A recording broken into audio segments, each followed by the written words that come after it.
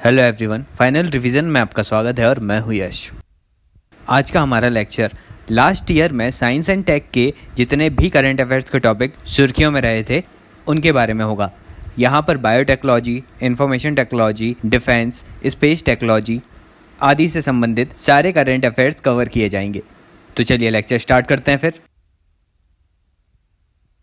सबसे पहले बात करते हैं बायोटेक्नोलॉजी के बारे में। इसमें पहला टॉपिक आता है नेशनल बायोटेक्नोलॉजी डेवलपमेंट स्ट्रेटेजी।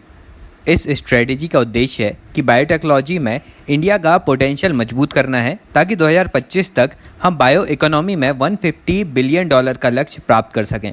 फिलहाल भारत में वर्तमान में बायोटेक्नोलॉजी बायो इकोनॉमी में $63 बिलियन का कंट्रीब्यूशन दे रही है और हम कंटिन्यू ग्रो कर रहे हैं।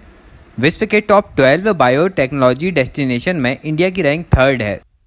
अब नेशनल बायोटेक्नोलॉजी डेवलपमेंट स्ट्रेटेजी में हम रिसर्च, इनोवेशन, ट्रांसलेशन, एंटरप्रेन्योरशिप और इंडस्ट्रियल ग्रोथ के ऊपर फोकस करेंगे। आगे है ह्यूमन जीनोम प्रोजेक्ट। यह ह्यूमन जीनोम प्रोजेक्ट रीड और ह्यूमन जीनोम प्रोजेक्ट राइट के रूप में चल रहा है। यह स्टार्ट हुआ था 1988 में। ह्यूमन जीनोम प्रोजेक्ट के तहत अंतर्राष्ट्रीय रिसर्च के द्वारा ह्यूमन के एंटायर जीनोम को समझना है। यह project United state national academy of science ने शुरू किया था। बाद में भारत में इसे नेशनल इंस्टीट्यूट ऑफ हेल्थ और डिपार्टमेंट ऑफ एनर्जी ने अडॉप्ट कर लिया। अब जीन और जीनोम्स क्या होते हैं ये मैंने बायोटेक्नोलॉजी के लेक्चर में पहले ही बता चुका हूँ। फिर भी जो जीन होते हैं उनसे मिलकर जीनोम बनता है।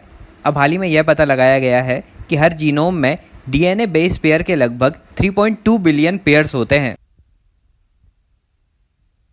आगे बताइए इंडीजैन इनिशिएटिव क्या है। इंडीजैन की शुरुआत अप्रैल 2019 में हुई है। ये ह्यूमन जीनोम प्रोजेक्ट की तरह ही इंडिया के जीनोम का अध्ययन करता है, मतलब इंडियन ह्यूमन या भारतीय मनुष्यों का जीनोम सीक्वेंसिंग किस तरह से है उसके बारे में पता लगाता है। इसकी शुरुआत CSIR के अंतर्गत 2 संस्थानों ने की है। पहला है initiative of genomics and integrative biology और दूसरा है centre for cellular and microbiology Hyderabad में। इंडीजीन इनिशिएटिव के तहत पाया गया कि ग्लोबल जीनोम की तुलना में भारतीयों के जीनोम में 32% का वेरिएशन देखने को मिला है, मतलब हम विश्व के लोगों से 32% अलग हैं। अब बताइए बायोसिमिलर ड्रग्स क्या होते हैं। बायोसिमिलर ड्रग को जानने से पहले हम ये बात करते हैं कि बायोलॉजिकल ड्रग क्या होते हैं। तो बायोलॉजिकल ड्रग्स ऐसी दवाइयाँ हैं जो केमिकल से ना बनकर लिविंग सिस्टम से बनती हैं, मतलब इनका निर्माण यीस्ट, बैक्टीरिया, एनिमल सेल्स आदि से होता है, मतलब लिविंग ऑर्गेनिज्म से होता है। और बायोलॉजिकल ड्रग्स मुख्यतः प्रोटीन या पीस ऑफ प्रोटीन होते हैं। अब बात करें बायोसिमिलर्स की, तो it is a medicine that is very close in structure and function of biological drugs.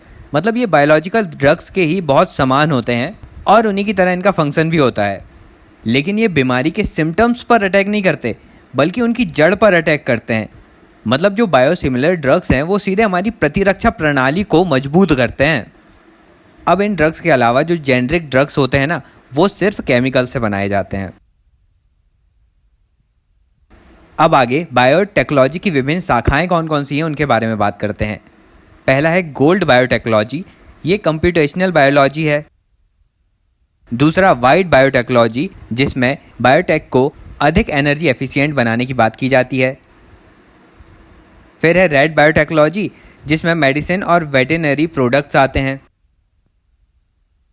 Grey biotechnology, जिसमें एनवायरमेंटल एप्लीकेशंस के माध्यम से बायोडाइवर्सिटी को मेंटेन करने की बात की जाती है। आगे है येलो बायोटेक्नोलॉजी, जिसमें फूड इंडस्ट्री आती है। वायलेट बायोटेक्नोलॉजी बायोटेक से संबंधित लॉ, एथिक्स और फिलोसॉफिकल इशूज से डील करता है। फिर डार्क बायोटेक्नोलॉजी में बायो टेररिज्म और बायो वेपन आते हैं। फिर ग्रीन बायोटेक्नोलॉजी में एग्रीकल्चर सेक्टर में बायोटेक का उपयोग आता है। और लास्ट में ब्लू बायोटेक्नोलॉजी में मरीन रिसोर्सेज के बारे में बायोटेक के उपयोग की बात की जाती है। तो ये बातें थी बायोटेक्नोलॉजी के बारे में। अब आगे बात करते हैं स्पेस टेक्नोलॉजी की। सबसे पहले है मिकियस सैटेलाइट। ये क्वांटम एनेबल्ड सैटेलाइट है, इसलिए इसे QUESS भी कहा जाता है। ये वर्ल्ड का पहला क्वांटम एनेबल्ड सैटेलाइट है। मिकिया सैटेलाइट लॉन्च कर रहा है चाइना। इसमें क्वेस का फुल फॉर्म है quantum experimental at space scale. अब ये क्वांटम टेक्नोलॉजी में ना क्वांटम की डिस्ट्रीब्यूशन टेक्नोलॉजी का यूज़ किया जाता है, जिसमें नॉन हैकेबल कम्युनिकेशन होता है। मतलब जो मैसेज भेजे जाते हैं वो सभी एनक्रिप्टेड फॉर्म में होते हैं। अब याद ज़रूर रखिएगा कि चाइना ने वर्ल्ड का पहला क्वांटम एनेबल्ड सैटेलाइट मिकियस लॉन्च किया। चलिए अब आगे बात करते हैं मार्स मिशंस के बारे में। तो अलग अलग देशों के कौन कौन से मार्स मिशन भेजे गए हैं उनकी बात करते हैं। पहला है एक्सोमार्स। ये 2022 तक यूरोपियन स्पेस एजेंसी भेजेगा, जो कि यूरोपियन स्पेस एजेंसी और रशियन स्पेस एजेंसी का संयुक्त मिशन होगा। दूसरा है मार्स 2020 रोवर। इसे नासा भेज रहा है। इसमें रोवर का नाम है परजर्वरेंस रोवर और हेलीकॉप्टर जिससे ये रोवर नीचे उतरेगा वह है इंजीन्यूटी हेलीकॉप्टर। आगे होप मिशन आता है जो है यूएई का, जिसे 2020 में भेजा गया। यह अरब देश का पहला मंगल मिशन है। इसके बाद है तियानवेन 1। ये चाइना का पहला मार्स एक्सप्लोरेशन मिशन है जो 2020 में भेजा गया। चलिए अब चांद पर मिशन की बात कर लेते हैं। इसमें आता है joint lunar polar exploration mission. इसे इसरो और जैक्सा जो जापान की स्पेस एजेंसी है दोनों मिलकर भेज रहे हैं। 2017 में इस मिशन की शुरुआत हुई थी। यह 2023 तक लॉन्च होने की संभावना है। इसमें इसरो और जैक्सा लैंडर और रोवर भेजेंगे मून पर, और जैक्सा के ही रॉकेट H3 रॉकेट के माध्यम से यह मिशन साउथ पोल में लैंड करेगा चंद्रमा के। आगे बात करते हैं निसार के बारे में। तो SUV साइज्ड सैटेलाइट होगा यह, जिसे नासा और इसरो दोनों मिलकर डेवलप कर रहे हैं। यह एस बैंड को डिटेक्ट करेगा। इसका फुल फॉर्म है NASA ISRO synthetic aperture radar. इसका लॉन्च होगा सतीश धवन स्पेस सेंटर श्रीहरिकोटा से। आगे बात करते हैं न्योवाइस के बारे में। न्योवाइस एक टेलीस्कोप है जिसके माध्यम से नासा ने मार्च 2020 में एक कॉमेट या उल्का को स्पॉट किया था। न्योवाइस का फुल फॉर्म है near earth object wide field infrared survey explorer telescope. आगे बात करते हैं डेमो 2 मिशन के बारे में। नासा अब खुद का रॉकेट फॉल्कन 9 से स्पेस स्टेशन में एस्ट्रोनॉट को भेजेगा। यही है डेमो 2 मिशन। ये इंपॉर्टेंट इसलिए है ना क्योंकि अभी तक 2011 के बाद यूएसए अपने सैटेलाइट को भेजने के लिए पूर्णतः रशिया के सोयू स्पेस क्राफ्ट पर निर्भर था, लेकिन अब यह कार्य वह स्पेस एक्स के माध्यम से फैल्कॉन 9 रॉकेट के माध्यम से करेगा। चलिए अब जानते हैं इंडिया के पहले in orbit space debris monitoring and tracking system के बारे में। इसे डेवलप किया है दिगांतरा ने, जो एक कंपनी है। इसने यह सिस्टम डेवलप किया है कि यह लोअर अर्थ ऑर्बिट में स्पेस डेब्रिस को कम करेगी और साथ ही इंडिया के साथ साथ अंतर्राष्ट्रीय स्पेस एजेंसीज को भी सेवा प्रदान करेगी। बताइए सन स्पॉट क्या होता है? सूर्य की सतह पर काले धब्बे जो अपेक्षाकृत कम गर्म होते हैं या लो टेम्परेचर के होते हैं, इन्हें ही सन स्पॉट कहा जाता है। ये सूर्य की मैग्नेटिक फील्ड के कारण डेवलप होते हैं। आगे बताइए 163348 या 2002 NN4 क्या है? यह एक एस्टेरॉयड है। अब बताइए आदित्य क्या है? यह एक सोलर फेरी है। यह आदित्य मिशन से संबंधित नहीं है, अलग ही सोलर फेरी है।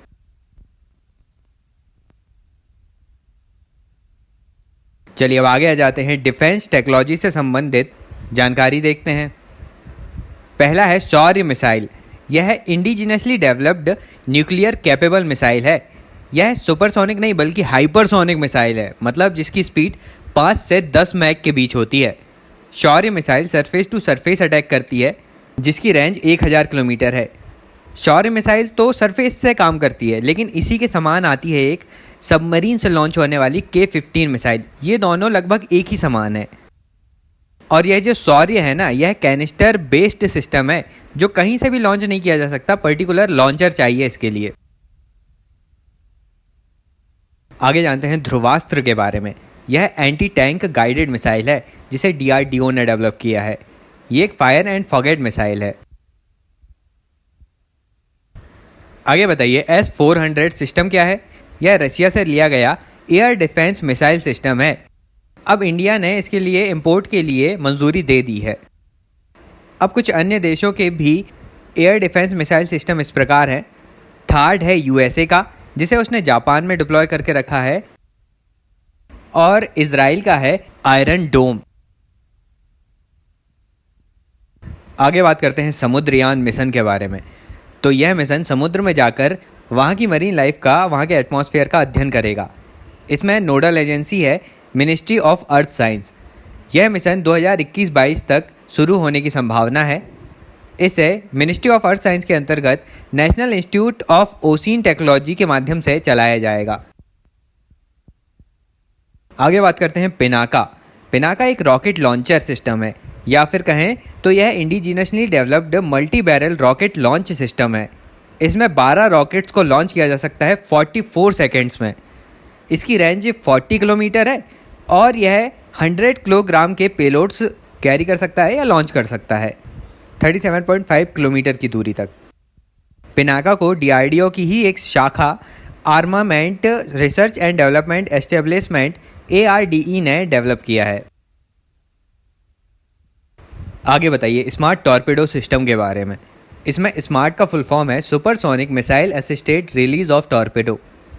इसका पहला टेस्ट व्हीलर आइलैंड उड़ीसा से लॉन्च किया गया था। स्मार्ट टॉर्पेडो सिस्टम की रेंज लगभग 600 किलोमीटर है, जो नॉर्मल टॉर्पेडो से कहीं अधिक है। आगे आता है INS विराट। इसकी 2017 में डीकमीशनिंग प्रारंभ कर दी गई थी और अब इसे ship breaking yard Alang Gujarat में तोड़ा जा रहा है। INS विराट ब्रिटेन की रॉयल नेवी से प्राप्त किया गया एक एयरक्राफ्ट कैरियर है। इसने पार्लियामेंट पर अटैक के बाद ऑपरेशन पराक्रम में भाग लिया था। अब बताइए कि इंडिया का पहला एयरक्राफ्ट कैरियर कौन सा है जिसे इंडिया ने बनाया?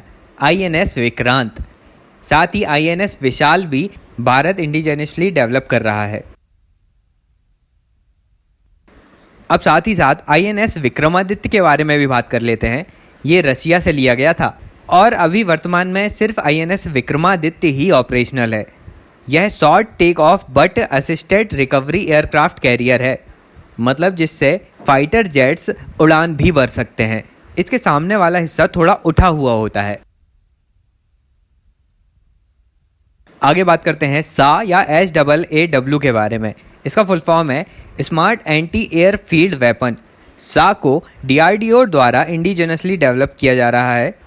इसके माध्यम से दुश्मन की फील्ड में जितने भी उसके असेट्स मौजूद हैं उनको तबाह किया जा सकता है। इसकी रेंज 100 किलोमीटर्स है और वेट इसका 125 किलोग्राम है।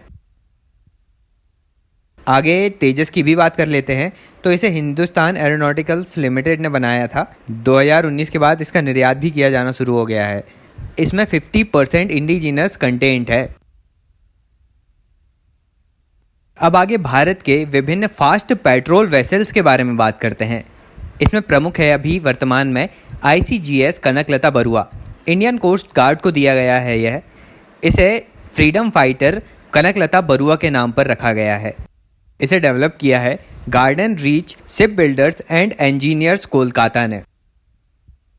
अब कुछ अन्य फास्ट पेट्रोल वेसल्स भी इस प्रकार हैं। ICGS Priyadarshini, ICGS Annie Besant, ICGS कमला देवी, ICGS अमृत कौर और यही ICGS कनकलता बरुआ। मतलब सारे नाम देश की महिलाओं पर हैं। प्रियदर्शनी, एनी बेसेंट, कमला देवी, अमृता कौर और कनकलता बरुआ। अब बताओ अभ्यास क्या है? यह अनमैन्ड एरियल व्हीकल है powered by small gas turbine. ये छोटी गैस टर्बाइन के माध्यम से अपनी एनर्जी प्राप्त करता है। It is a micro electromechanical system based on inertial navigation system. तो याद रखना अभ्यास अनमैन्ड एरियल व्हीकल है, ड्रोन समझ लो एक तरीके से। अब प्रोजेक्ट 17A क्या है? तो भारत 7 शिप्स या फ्रिगेट्स बना रहा है। अब शिप्स के भी ना अलग अलग टाइप होते हैं, उसमें से एक टाइप है फ्रिगेट्स। तो प्रोजेक्ट 17A के तहत 7 फ्रिगेट शिप्स बन रहे हैं भारत में, जिसमें प्रमुख है नीलगिरी और हिमगिरी। अन्य 5 के नाम आपको कमेंट सेक्शन में बताने हैं। अब इसी तरह प्रोजेक्ट 28 क्या है? तो 4 indigenously built anti submarine stealth corvettes बना रहा है भारत प्रोजेक्ट 28 के तहत। अब इन सारे 4 कॉर्वेट्स के नाम लक्षद्वीप के आइलैंड के नाम पर रखे गए हैं। पहला INS Kamorta, INS Kadmat, INS Kiltan और INS कवारती। अब आप कहेंगे कि कॉर्वेट्स क्या होते हैं? तो ये पनडुब्बियों को मारने में सक्षम होते हैं। अब अगला आता है रुद्रम। इसे भी DRDO ने डेवलप किया है। रुद्रम एक एंटी रेडिएशन मिसाइल है। रुद्रम मिसाइल सामने से आने वाली रेडिएशन को डिटेक्ट करके उसे ट्रैक करके सामने वाले वेपन को ही न्यूट्रलाइज कर देता है। इसकी रेंज 500 मीटर से 15 किलोमीटर तक है। अब आगे आती है सेंट मिसाइल, जो एयर टू सरफेस मिसाइल है। सेंट का फुल फॉर्म है stand of anti tank missile. ये इंडियन एयरफोर्स के लिए बनाई गई है। अब नेवी के लिए जो हेलिना बनी थी ना, उसका बेहतर वर्जन है सेंट, लेकिन ये एयरफोर्स के लिए है। इसमें टारगेट को लॉक करते हैं 2 तरीके से। पहला लॉक ऑन आफ्टर लॉन्च और दूसरा लॉक ऑन बिफोर लॉन्च। मतलब टारगेट को लॉक लॉन्च के पहले या लॉन्च के बाद भी किया जा सकता है।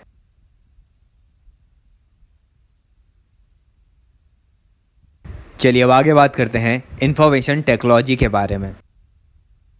सबसे पहले है digital quality of life index. इसे सर्फ सार्क द्वारा रिलीज किया जाता है, जो कि एक virtual private network provider agency है। अब digital quality of life index में इंडिया की रैंक है 57 आउट ऑफ 85 कंट्रीज। 57वां स्थान है भारत का। और इस इंडेक्स में भी टॉप किया है डेनमार्क और स्वीडन ने। यह इंडेक्स किन पिलर्स पर आधारित है? तो पहला इंटरनेट अफोर्डेबिलिटी, मतलब कितना एक्सेस है जनता का ब्रॉडबैंड और मोबाइल सेवाओं में। दूसरा इंटरनेट क्वालिटी। तीसरा electronic government availability and advancement, मतलब ई गवर्नेंस कितना है। चौथा इलेक्ट्रॉनिक इंफ्रास्ट्रक्चर डेवलपमेंट कितना है। और पांचवा स्टेट ऑफ इलेक्ट्रॉनिक सिक्योरिटी, मतलब इलेक्ट्रॉनिक डाटा की सिक्योरिटी है या नहीं। इंडिया की रैंक है 57। अब आगे जानते हैं कि डार्क वेब क्या होता है। इसे डार्क नेट भी कहते हैं।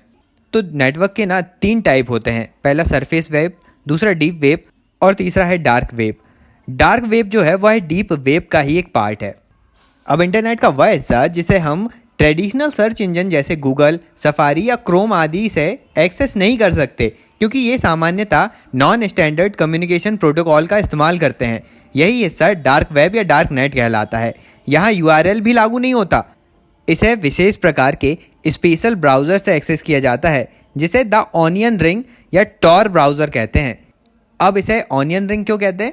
क्योंकि ऑनियन में भी जैसे लेयर्स होती हैं ना विभिन्न, तो विभिन्न परतों के माध्यम से नीचे छुपा होता है यह, इसलिए डार्क वेब को द ऑनियन रिंग ब्राउज़र के माध्यम से ही एक्सेस किया जा सकता है। अब इसके बाद डीप वेब क्या होता है? तो यह इंटरनेट का वह भाग है जिसमें लिमिटेड लोगों को एक्सेस दिया जाता है। और इसके बाद आता है सरफेस वेब, जो कि खुला हुआ इंटरनेट है जिसमें सभी को एक्सेस मिल सकता है। चलिए अब आगे बात करते हैं RFID टेक्नोलॉजी के बारे में। RFID से कुछ याद आया? Radio frequency identification. यह फास्टैग में यूज़ होती है। RFID के बारे में कुछ चीज़ें देखिए। यह 1 वे कम्युनिकेशन है। देखिए क्या होता है ना कि कार में जो फास्टैग लगा होता है वह एक इलेक्ट्रॉनिक टैग के रूप में होता है। और जब भी हम बैरियर या टोल में जाते हैं तो वहाँ पर RFID रीडर लगा होता है, जो इस इलेक्ट्रॉनिक टैग से रेडियो फ्रिक्वेंसी के माध्यम से इन्फॉर्मेशन प्राप्त करता है। तो हुआ ना 1 वे कम्युनिकेशन, क्योंकि इसमें फास्टैग का रोल नहीं है, वह एक सिर्फ इलेक्ट्रॉनिक टैग है। सारा काम RFID रीडर कर रहा है। अब RFID टेक्नोलॉजी जो है उसकी ऑपरेशनल रेंज 100 मीटर्स तक की होती है। ये रेडियो वेव से डाटा एक्सचेंज करता है। अब इसमें जो फास्टैग है ना, वह सिर्फ 5 सालों तक के लिए वैध होता है। आगे आता है data empowerment and protection architecture. तो नीति आयोग ने मिनिस्ट्री ऑफ फाइनेंस और अन्य रेगुलेटर्स के माध्यम से ड्राफ्ट तैयार किया है, जिसमें RBI, IRDAI, SEBI, PFIDA आदि रेगुलेटर्स आते हैं। इस data empowerment and protection architecture में डाटा को एम्पावर और प्रोटेक्ट करने का ड्राफ्ट फॉर्म किया गया है। इसमें जो ISPIRT है, जो एक नॉन प्रॉफिट थिंक टैंक है, यह पॉलिसी रिलीज 2020 की रिपोर्ट तैयार करेगा। अब डाटा को एम्पावर और प्रोटेक्ट करने के लिए कौन कौन से कदम उठाए गए हैं? तो पहला है Aadhaar data security regulation act 2016, credit information companies regulation act 2005, health care से संबंधित भी 2002 में और 2012 में अलग अलग एक्ट आए हैं। साथ ही data protection regime personal data protection bill 2019 भी आया है। ये बातें थी इंफॉर्मेशन टेक्नोलॉजी के बारे में। आज के लेक्चर में हमने बहुत कम साइंस एंड टेक्नोलॉजी के करंट अफेयर्स को डिस्कस किया अलग अलग सेगमेंट में, लेकिन इसके बाद जो अगला लेक्चर आएगा उसमें डिटेल में एक साथ ही साइंस एंड टेक के सारे फील्ड्स के बारे में हम करंट अफेयर्स के टॉपिक्स को डिस्कस करेंगे। तो उस लेक्चर की अपडेट पाने के लिए चैनल को सब्सक्राइब ज़रूर कर लें यदि आपने नहीं किया है, and also like the video, press the bell icon और वीडियो को शेयर भी कीजिएगा। अभी के लिए चलता हूँ, मिलते हैं अगले वीडियो में एक नए टॉपिक के साथ। Thank you so much for listening.